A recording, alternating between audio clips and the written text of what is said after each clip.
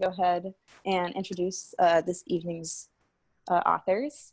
Esmé Weijun Wang is the author of the novel The Border of Paradise and the essay collection The Collected Schizophrenias. She was named one of Granta's Best of Young American Novelists, a list of 21 authors under 40, and she's also a Whitting Award recipient. She's also one of our favorite authors at Green Apple Books. Please welcome Esmé Weijun Wang. Yay! And Molly Weisenberg is the author of the best-selling books A Homemade Life and Delancey, and the James Beard award-winning blog Orangette. She's written for publications such as The Washington Post, The Guardian, Saveur, and she also co-hosts the podcast Spilled Milk. With chef Brandon Pettit, she co-founded the award-winning Seattle restaurants Delancey and Essex. Her memoir, Once More, The Fixed Stars, is the reason we're here this evening. So please join me in welcoming Molly Weisenberg. Thank you so much, Car. Okay, so we talked about this before we got together, and Molly is going to read from the book, but not until after we talk a little bit, right? Mm-hmm. So I'm going to start asking you some questions. Is that okay? Fire away. Okay. So my first question is, at what point of living the story of this book did you start to write the book? And do you agree with memoirists who say that you should finish living the book and have some distance before you start to write it down? Well, so the story, both in the book and in my life, started to unfold in the summer of 2015. And I'm not a good journal keeper or someone who writes regularly. I've always questions about journals. Yeah, I've always imagined that like I would be doing it right as a writer if I could make myself, keep the fire engine like polished and whatever.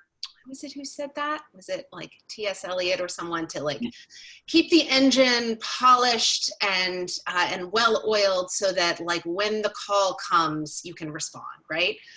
I've always thought that if I were going to be a real writer, quote unquote, that I would do that. And that has never been how I operate.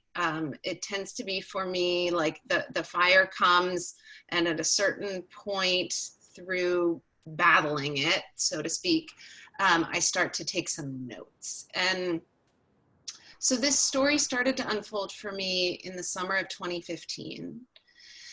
And I started to write down aspects of it in the summer of 2016 as my husband at the time and I were separating. And I started journaling around that time have you ever used the Day One app? Yeah, I have it on my phone, and yeah, I have a lot of really old entries on there, yeah. Well, I started using it because it allowed me to tag what I was writing thematically. Mm-hmm. And a lot of what I was writing at that time was not only about what I was living, but also about what I was reading, because I was reading a lot to try to understand what was happening to me. And so I was about a year into the process of this like note-taking. By this point, it was like the fall of 2017 when I really felt ready to sit down and try to see if there was a book that I could, if this story would like allow itself to become a book.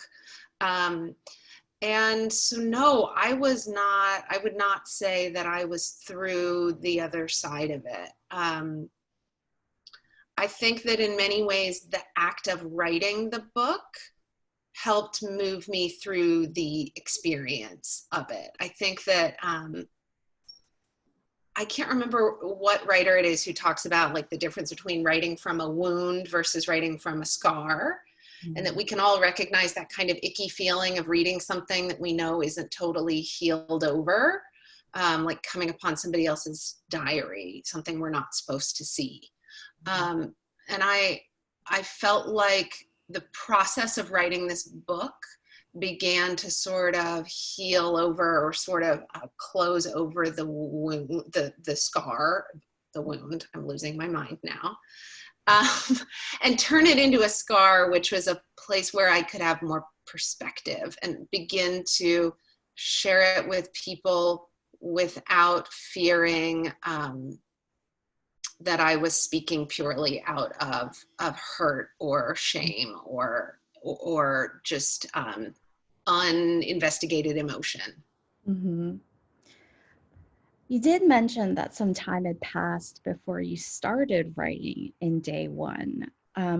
What told you that that was the time? Like, oh, I should start writing this stuff down.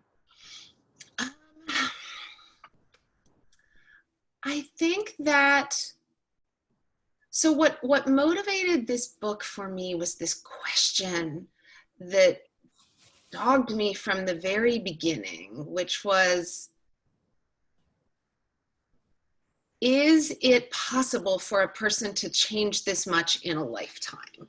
Or is it possible for something at this core of my identity to change this much?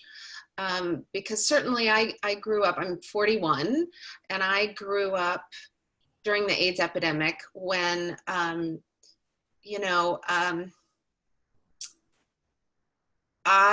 way that gayness was explained to me was that you're born this way. Mm-hmm. And that is in many ways like what would excuse it, right? That you can't help it.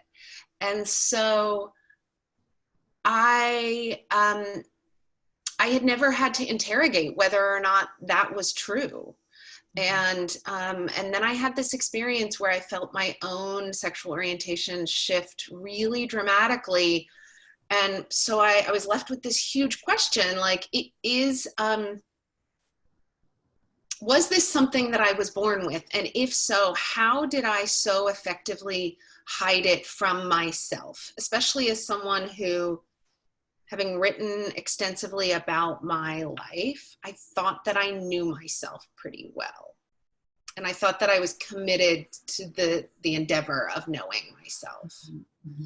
And so I started writing down sort of notes for myself about what was happening and what I was thinking, in part because I was grappling with this huge confusion and shame of like whether or not I had ever even, how well in the end did I know myself? Mm-hmm. And so I started taking notes because I wanted to believe that there was some sort of answer to these questions spinning around for me. Yeah, there's a lot in the book that's part of it is like kind of hunting from the past, like, oh, here's a clue and here's a clue, and maybe this was a clue for the real truth from the beginning, and then later it kind of goes more into this idea of fluidity, which is really interesting, and I'll ask you more about that later. But in terms of how you started writing The Fixed Stars, was this really different from how you wrote your other books? And if so, how was it different? It's so, I'm so glad you asked. It's really interesting for me to think about that because I think because I got my start in, I can look back into, projects I did in grade school and see that I was writing, that I wanted to be a writer when I quote unquote grew up. But I sort of stopped writing. I think I got myself scared out of it around the time I graduated from high school. And I think I believed that the stakes were too high and that it was too easy to fail, and that if I tried to depend on it for a career or for for my life, that like the muses would leave me for doing something so grotesque as depending upon it, And so what got me back into writing when I was in my late 20s, I really missed it. But the way that I got back into writing was through like sort of chaining myself to the discipline of a blog. And that was very useful in that way. Like it forced me to be accountable to writing, but it also taught me, I think, a sort of crutch, which was that food was a very convenient and easy way that I learned how to approach storytelling. Like food writing is inherently really specific writing. Like we never eat a meal in general. Like it's always situated in a context. And I quickly came to love writing about everyday life using food as sort of the way in.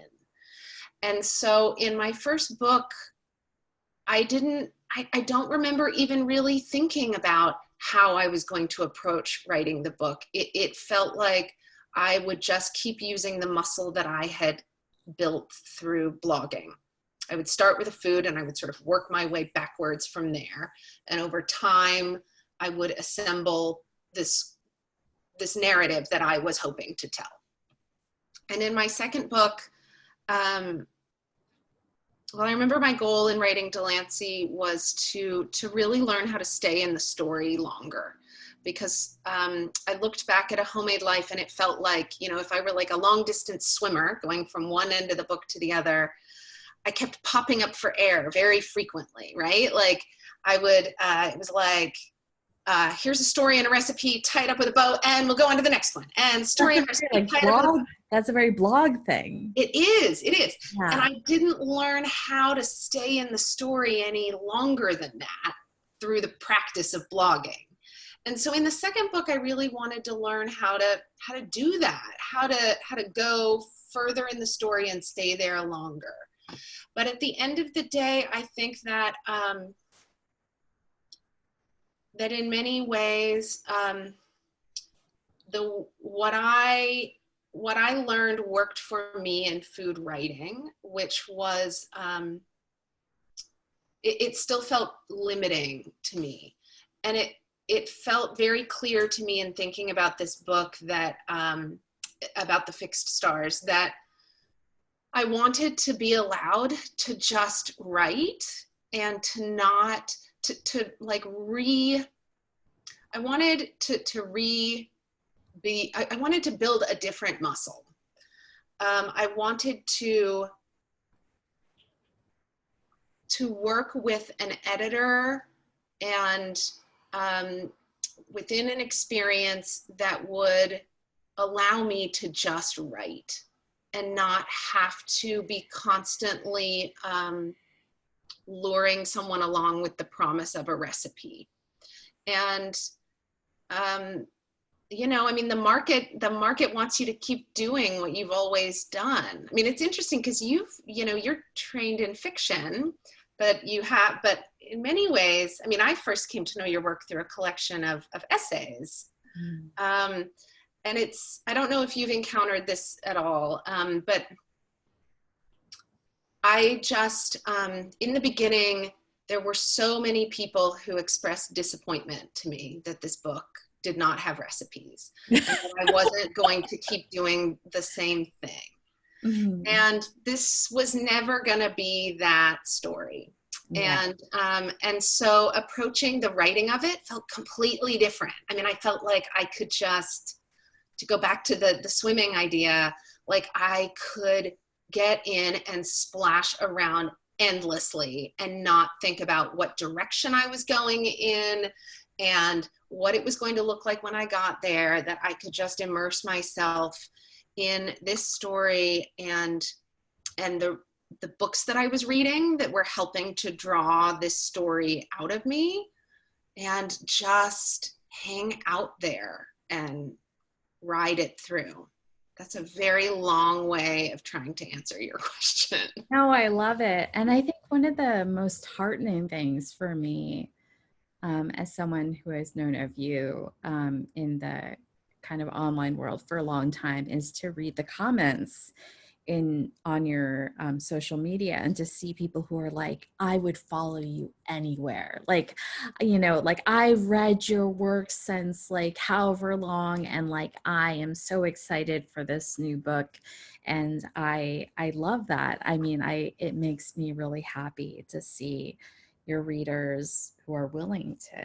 It's felt so surprising to me. I mean, I have to tell you, like, I think a lot of the energy that motivated like the questions in this book came from this sense of, will, this story seems to undo the stories that I told before.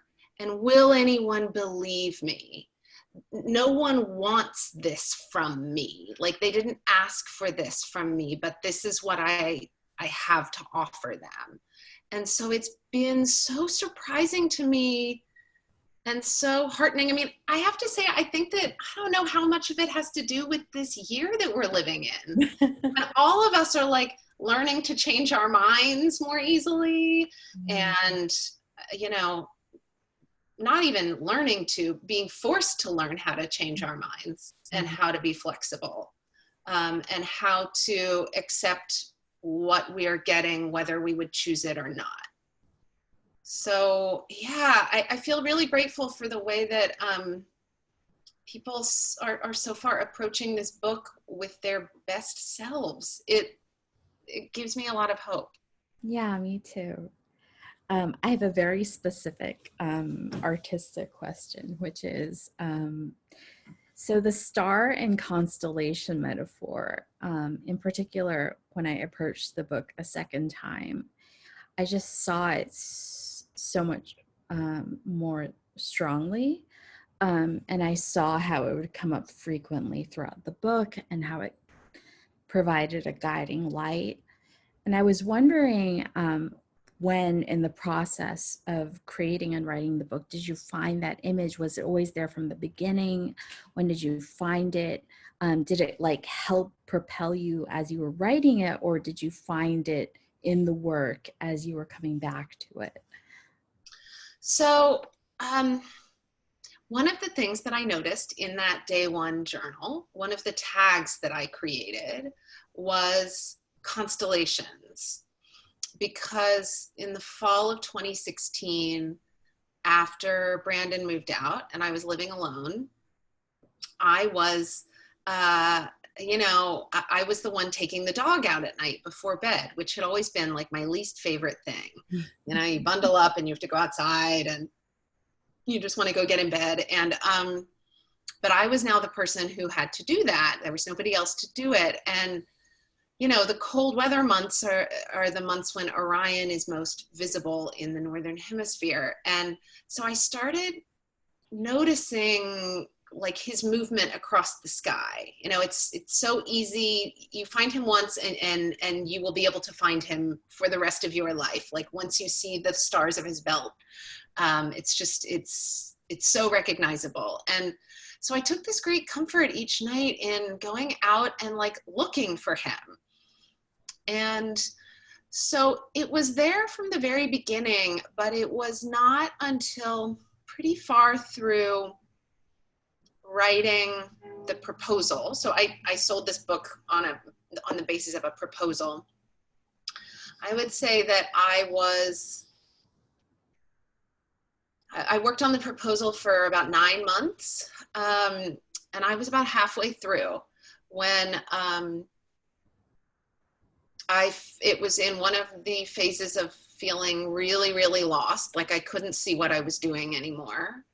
And I sat down and talked with a friend who I was meeting in coffee shops a lot so that we could keep each other company as we were working.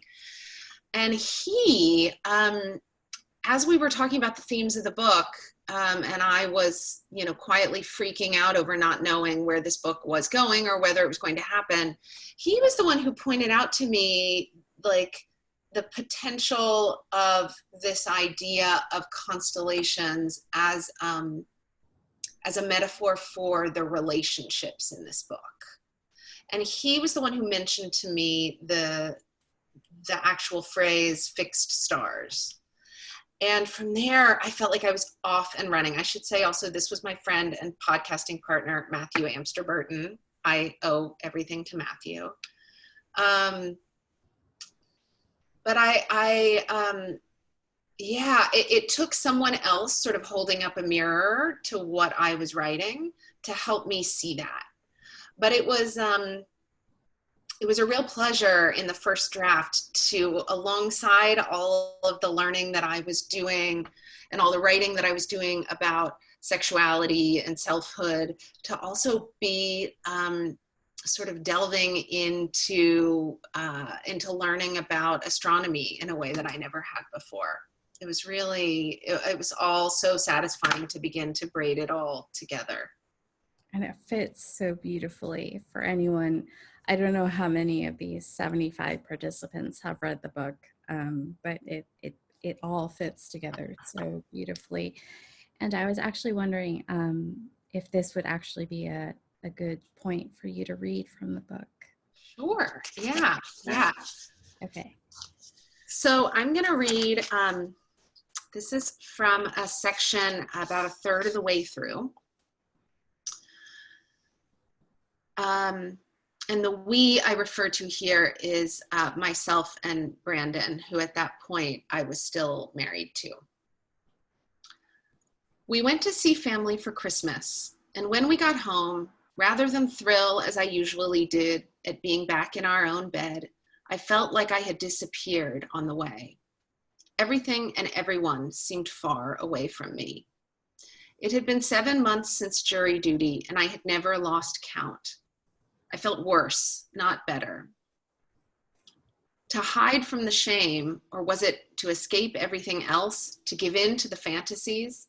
I tunneled under, sunk even further into my head. I told no one what I was thinking. A friend was having a big birthday at the end of January, and he invited a bunch of us to a rental cabin in the snow. Brandon took the weekend off, and to celebrate the occasion, we bought new winter gloves, hats, and snow pants. For June, I brought along a brand new copy of Candyland, my favorite board game as a child. I had grand visions of us playing it, visions that evaporated as soon as I set it up, when I remembered that it's an instant nap for anyone over age 10, and June was enraged that it had rules. Instead, we rented cross-country skis. The first afternoon, even June made it a few yards. Then a friend took her back to the cabin, and the two of us got to ski on our own for a while, on a path through the woods. I hadn't been on skis since I was a kid, and I'd forgotten how quiet it was, the smooth and efficient swish of polyethylene through groomed tracks. We'd needed this to move together through the cold winter air. Our noses ran, and we licked our lips and wiped them on our sleeves. In the cabin, the heat vent was too close to the bed. I couldn't sleep, so I watched my husband and our child, these people I called mine, sweat sticking their twin hair to their twin faces. I put on my headlamp and boots and shuffled to the outhouse. Orion glittered above the tree line. On the drive home, I rode in the back with June. Snow was falling through the bluish dusk. June asked me for a story about Olaf, a friendly giant I'd made up, who often got into scrapes requiring the help of his human friend, June. As I spoke, she nodded off, and I caught Brandon's eye in the rearview mirror. I told him about a thing I'd recently heard her say, that she pointed at her own belly and said there was a baby there. She wanted to call the baby Juice Box. We laughed, wheezing, not wanting to wake her. How could this kind of contentment coexist with the mess in my head? How could this love coexist with the desire for a whole other love? Shouldn't they cancel each other out? I had watched my husband and child sleep, choked with feeling. I wanted to press a woman against a wall with the length of my body, a woman who looks like a boy, and fuck her. Does one life preclude another? I wanted both, two lives in this body, running alongside each other in parallel, like ski tracks. Thank you so much. There's a line in my first novel that's something like, the great tragedy of my life is that I cannot make all the choices that I want to make in the same life, or something like that. Mm-hmm. That's what I always think of when I get to that point in your book. Oh, I love that. I always feel like I'm more honest in my fiction than in my nonfiction. It's so interesting to me. Can I ask you a question? Yeah, of course. So I was looking back at the collected schizophrenias in preparation for our talk today. Mm-hmm. And, you know, something that people tend to ask me is what it feels like to write. So I often feel that the things that I most want to write about are the things that we find hardest to talk about. Mm-hmm. And I think that I have always felt some strange degree of safety putting those things, no matter how frightening they feel, into words and putting them out into the world. Mm-hmm. I feel almost a sense of immunity by getting to say them myself. Mm-hmm. and speak them myself. Mm-hmm. And I wonder what it's been like for you to write, you know, this collection of essays that makes you so vulnerable and that exposes something that would otherwise be invisible inside you. Yeah, it's funny because my next question was going to be something along those lines.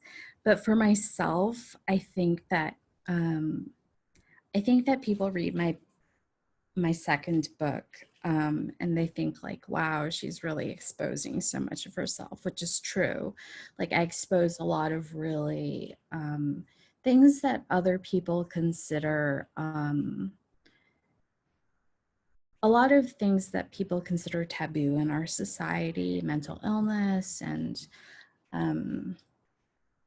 psychosis and psychiatric hospitalization and things like that. But the thing is, like, those are not the things that I consider the most taboo to myself.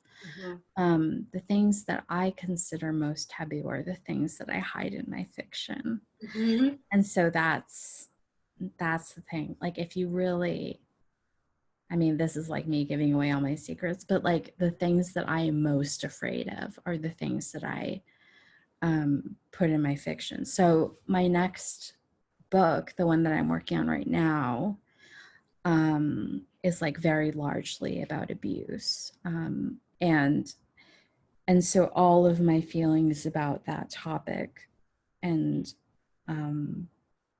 are in that novel. And they're not things that I would want to write an essay about because I feel like it's so vulnerable. I mean, there's an essay about like PTSD and rape and abuse in my essay collection, but it doesn't really get down to like the really ugly feelings about abuse that I would be too like embarrassed or ashamed to write about. So I hide it in my fiction.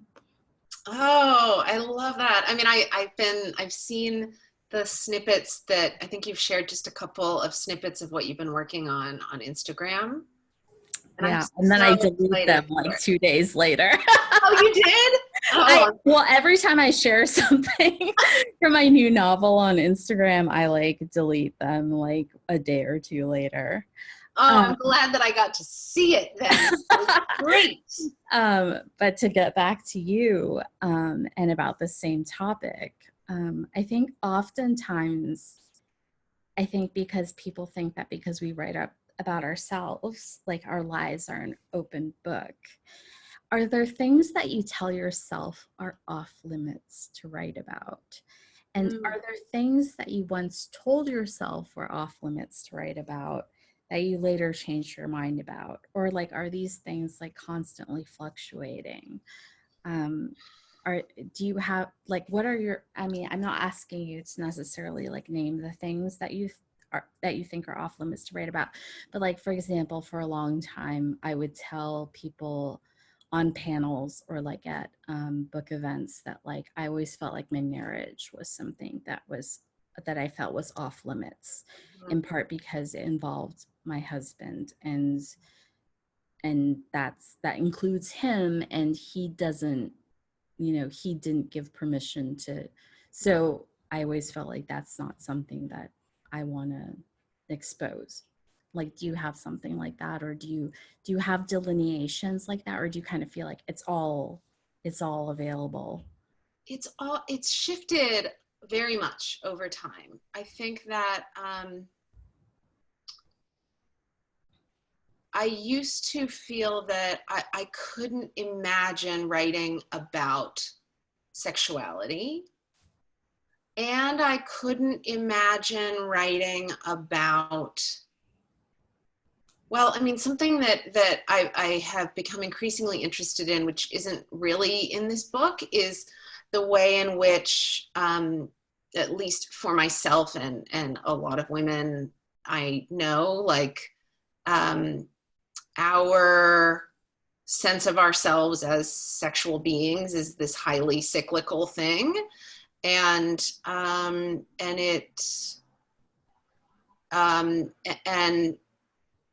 there's nothing wrong with that, because I think in our culture, like, we either you're somebody with like a really high sex drive, or you are, the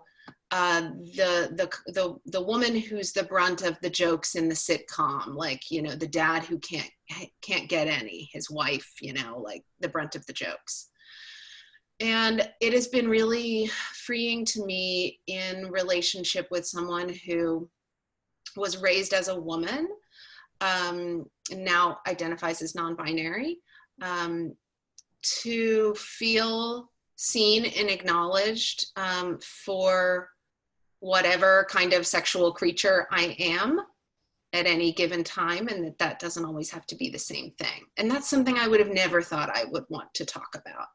But I have found it so freeing and so reassuring when I get into conversations with friends about these things that are so personal, and yet I think we all grapple with societal expectations and sometimes even relational expectations around it.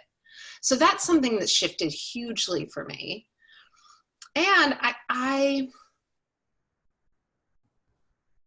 it's interesting that marriage is this thing for you, because in my previous relationship,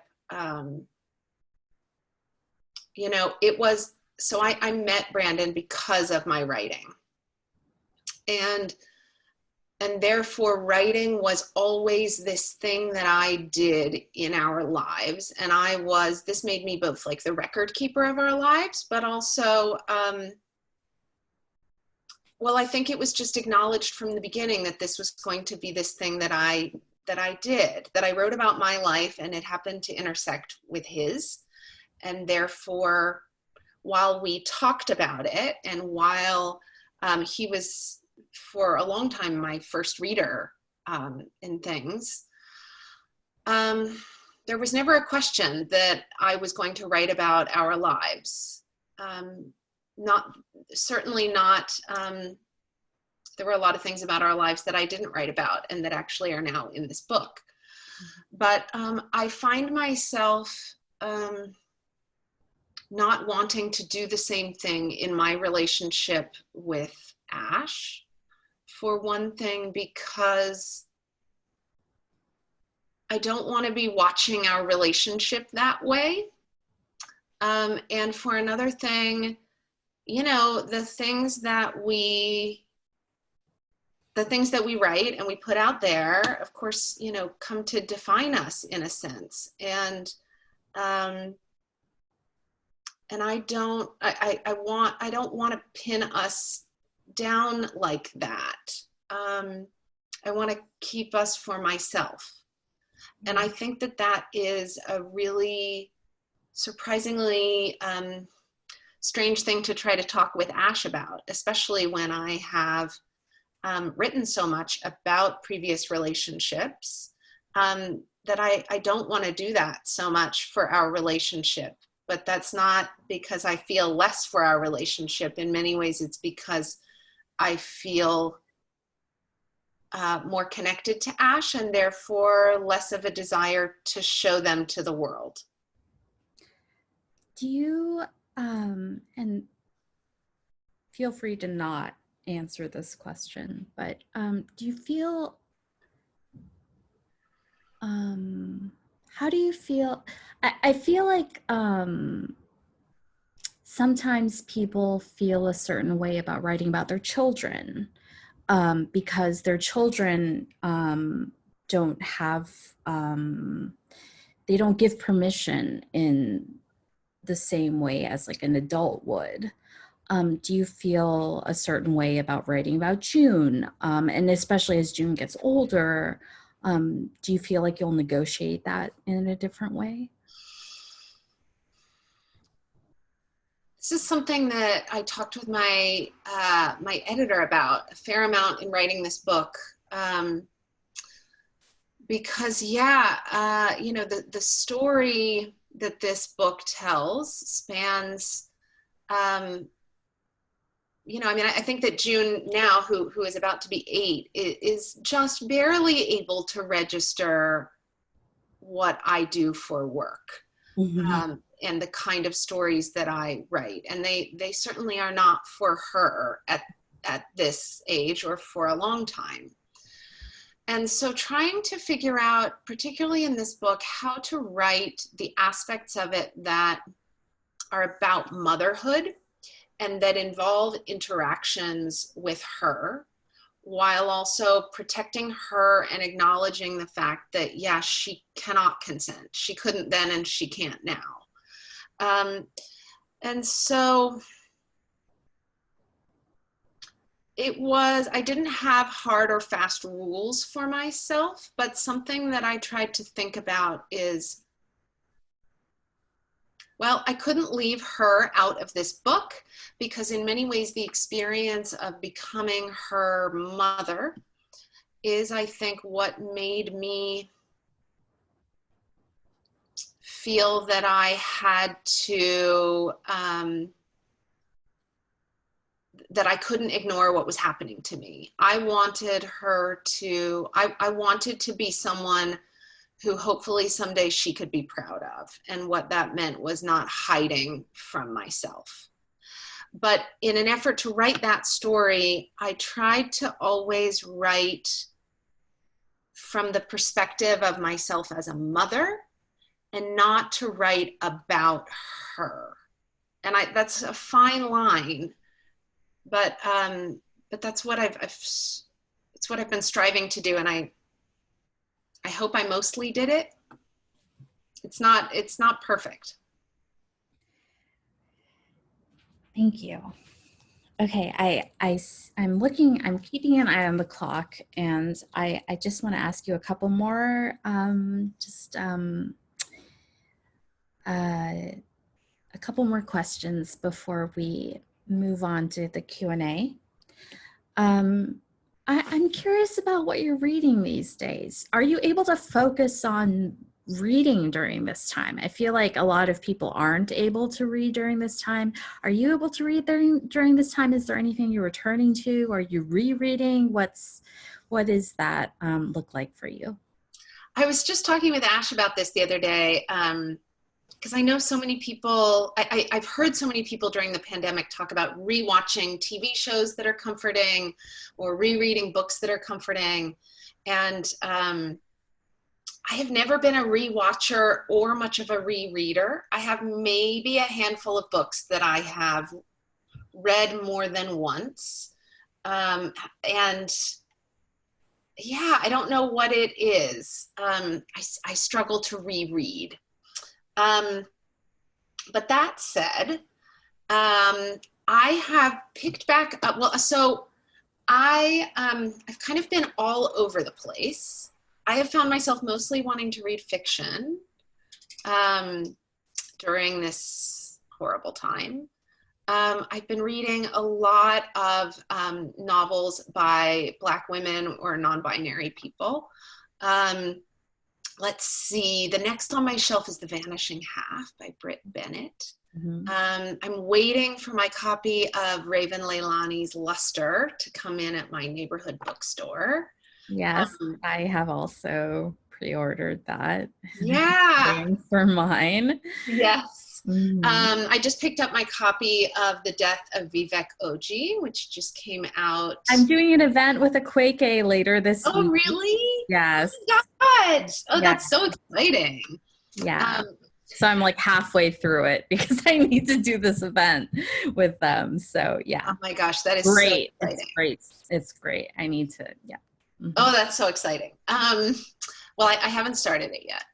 I also picked up Cast by Isabel Wilkerson, which I am so excited to read. And at the same time, like I said, I'm really struggling with nonfiction at the moment.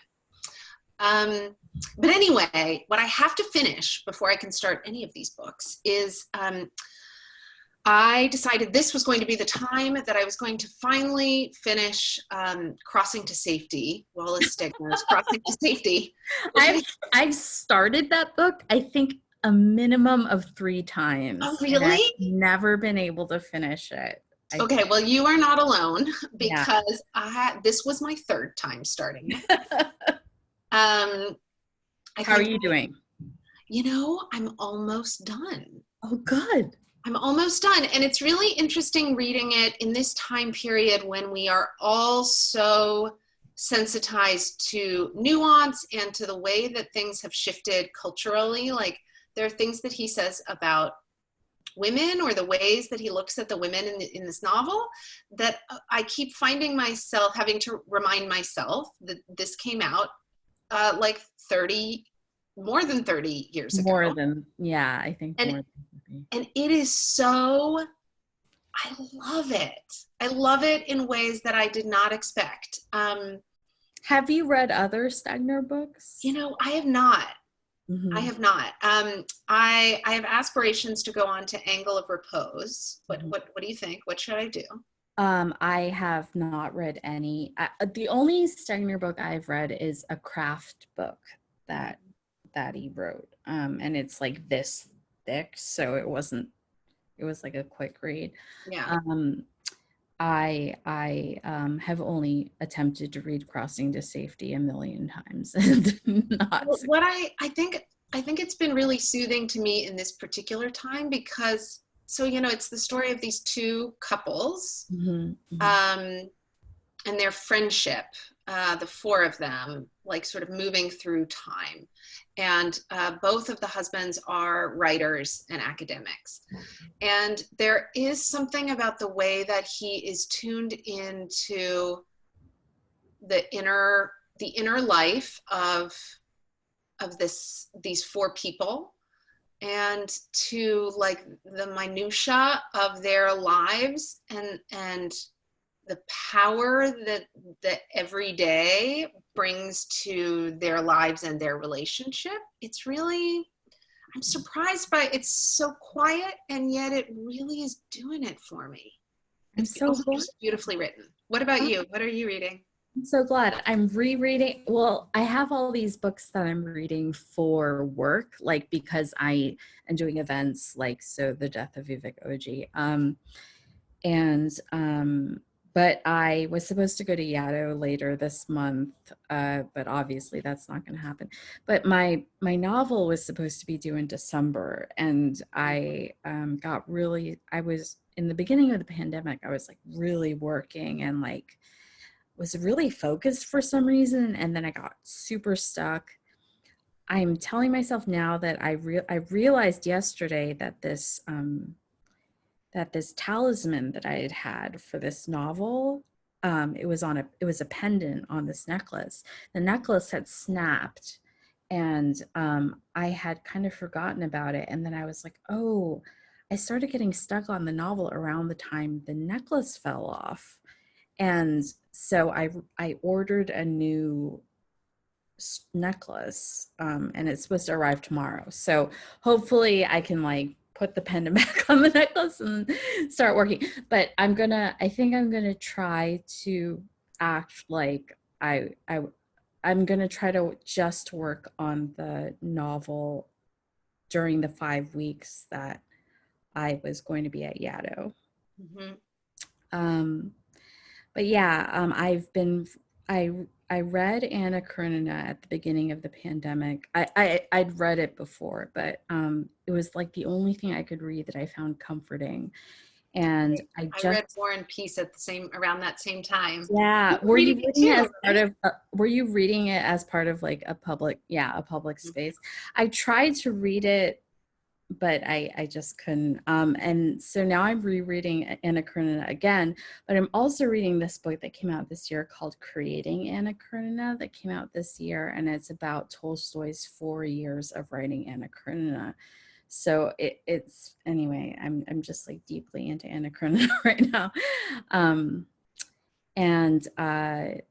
Yeah, so that's what I'm reading. And I think, looking at the time, that we should look at these Q&As. What do you think, Molly? Sure. Let her rip. I only see one question here. If other people want to pop in questions, this is your time. This is your time to speak to the brilliant Molly Weisenberg. So please pop in your questions if you have them. Okay. 3 favorite memoirs. Each other's don't count. Hey, this is Molly's time. I'm not supposed to answer any questions. No, I want to know yours too. Okay, so go ahead. For me, it's a little bit tricky because I think some of the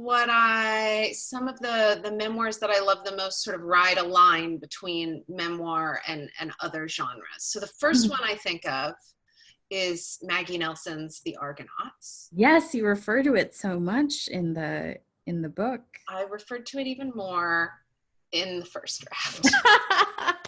Hack away at my work there and excise it.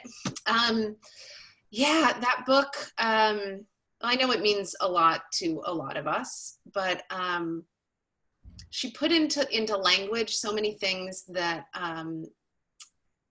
I think Maggie Nelson does an incredible job of talking about the things that we often don't know how to or want to talk about. And so I loved it. I'm trying to think, oh my God, I feel so, hold on, let me look at the back of the book. At the back of my book, I have a list of a bibliography, a list of everything that I read as I was working on this. So another thing that comes to mind for me is,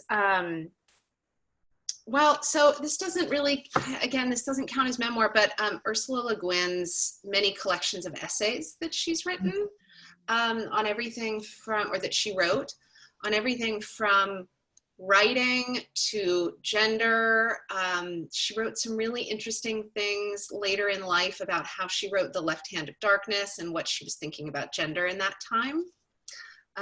So there are a number of those books. I think one is called No Time to Spare, Dancing at the Edge of the World. And then this one is not in my bibliography, but most recently in The Dream House. Yes, and you know her, right? I do, yeah. She was the first person to give me a big blurb for my first book as part of her NPR review, and this was before Her Body and Other Parties came out. So this was, now it's on the cover of my first book. So I'm very grateful to Carmen for that. And then I did her City Lights event with her for In the Dream House, and that such an amazing book. Yeah. Oh my God, that book is just incredible. That is one that actually, as soon as I finished it, I knew that I was going to reread it. I think that book deserves many, many, many rereads. I've reread it a bunch. Can you describe how your editor helped you? So I feel like I really kind of asked my editor to help me in many different ways in the process of this book. Interestingly enough, the editor that I worked with was, of all the phone calls that I had with possible editors in the process of placing this book with a publisher, he was the only man I spoke with. And it was surprising to me that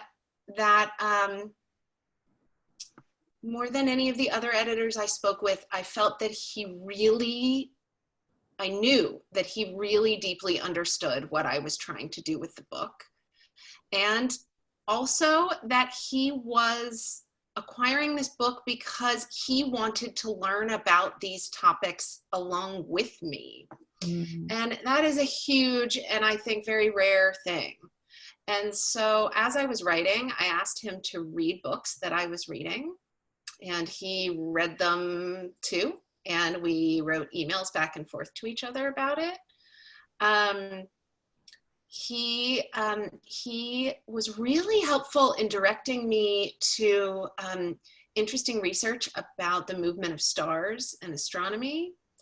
And then he just was a really wonderful editor, both on the level of developmental edits, so really helping to shape the book in like a big picture sense, but also a really wonderful sentence level editor and really good at helping me. I think that what I needed most of all in this book was an editor who was really going to get into the ideas with me and splash around in them with me. And I knew from the very beginning that he would do that. And so it was a really, I felt like I had this really complete editorial experience that I'd never had before, where not only was I being drawn out as a writer and held to a high standard on like the sentence level, but also that I was working with someone who was really curious and genuinely wanted to get their hands dirty in these ideas with me. So yeah, it was really special. I love that you were like, read this. And then I couldn't believe that he read these books for me. I mean, with me. I do want to check in with Green Apple in terms of how our time is looking, or how much time we have. Yeah. I think if you want to answer maybe 3 more questions, that would be great. Okay. Okay.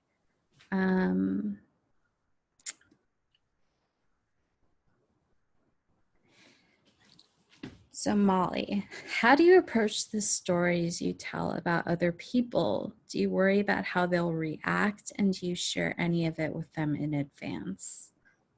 So for this book in particular, yeah, I thought a lot about it, and I had to. Well, I think that there were a couple of different approaches that I took. One was letting myself write what I needed to write, and knowing that a lot of it wasn't ever going to be shown to anyone else. Because often if I wrote something that didn't feel fair to me on the page, like you can see it. I mean, you can see it. I could see it after I had done it. So a lot of it was making the space and time and commitment to do a lot of writing that was just for me, so that I could be sure that I was doing my work emotionally to be fair and to tell the story from my perspective and not assume anyone else's. That was something that I really that was really important to me, was to try never to assume what someone else in a scene was thinking. In some places, I think that I could have developed the characters in the book more, but in order to do it, I would have had to reveal things about them that I learned through inference or that were not mine to share. And so they aren't, it's not in the book. So some of it was, yeah, being committed to doing my own work, both through writing and through therapy and conversations with loved ones, to make sure that I was being fair and that I was not putting words in other people's mouths. Some of it also was knowing, so a number of the people in the book are made into composite characters or have had significant details about their lives changed because I am not in a position to be able to consult them. But that is a very small, that's maybe 2 people in the book. Everyone else, you know, got the opportunity to read it, and we talked through it. But when I had finished, and that's not when the book came out, that's when I had finished a full draft. For instance, I felt pretty clear that I needed to tell the story once all the way through before I shared it with Brandon. And so for as much as he was aware of what I was writing and supportive of it, and both he and Ash were helping to pick up the slack in parenting as I wrote more, I knew that I needed to write the story myself before I got his input on it. So I waited until I had finished the first draft, and then I shared it with a friend who I knew had both of our interests at heart, as sort of an additional layer to make sure that I was being fair. And once this friend had read it, I felt ready to show it to Brandon and feel confident that hopefully I wasn't doing any harm. So, you know, part of it is that writing anything is a really long process, and you get a lot of opportunities to not show anyone besides yourself and your computer what you're doing. But it's your job during that time to ask a lot of questions of what you're writing and why you're writing it and who it might hurt. So, yeah. Okay. This question says, Molly, I love all of your writing, including this. Congrats. You described struggling with the concept and identity of queerness. Is that continuing to evolve? Yeah, I think that I have really struggled to feel or to find a place within the queer community as I know it in my town. I think that it's a tricky thing for me because in many ways I have never really felt a part of any particular community. I mean, not even when I was in school, and you know, there were so many opportunities to feel a part of different groups. And so I don't know really why this stands out to me at this particular moment in my life. But I think that I have spent so much of my life living in the straight world, and especially being a mother. I have found it challenging to find my place in queer community. I have felt like my life was not queer enough. And I don't feel that way on like an everyday basis that trips me up. I think what feels really good to me is that within my life with Ash and the relationship and the family that we make, I feel so at home. And that's something Ash and I do for each other. And so I don't spend a lot of time these days thinking about whether or not I feel comfortable at the Dyke March, at Pride, or that kind of thing, because I have a partner who together we feel at home. But yeah, it's really tricky. It's weird. for the last question, I just want to land on, I don't know, this question just really spoke to me. What are your favorite comfort foods of the moment? I am I'm a very repetitive cook. I really love having like a clutch of recipes that I can really count on and return to. At the moment, I'm finding I'm like really gorging myself on pesto. It is like pasta with pesto, I find both endlessly. I would eat it any day, and it feels so summery, and it feels comforting. Like, I don't think of summery dishes as feeling comforting always. I would say anything involving pesto right now. Chocolate chip cookies. My one food wish for last Tuesday, the day the book came out, was I wanted some chocolate chip cookies. I didn't get around to making them that day, but I made them the next day, and I'm going to bake off some more as soon as this event is over. I've got them in the freezer. So chocolate chip cookies. And then let's see. I think bread and butter just in general, like bread and butter. I have definitely, gotten on the sourdough bandwagon with this whole pandemic situation. And wow, it just doesn't get better than bread and butter, salted butter. Oh. I could ask you questions for another hour. I have so many questions to ask you, but thank you so much for talking to me.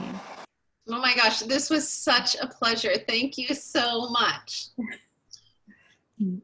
Thank you both. Thank you, Molly and Esmé, for your time and sharing space with us. This was so great and so enlightening and really fun. And thank you all for joining us.